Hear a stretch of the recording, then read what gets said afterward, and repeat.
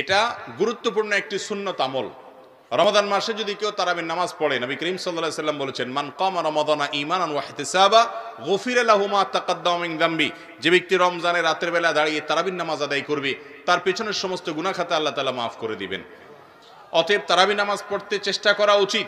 কিন্তু কোনো কারণে যদি কেউ তারাবি নামাজ না পড়েন, তার কারণে তার রোজা হবে না, এমন কোনো কথা পৃথিবীর কোনো আলেম, কোনো ফকিহ বলেন নাই।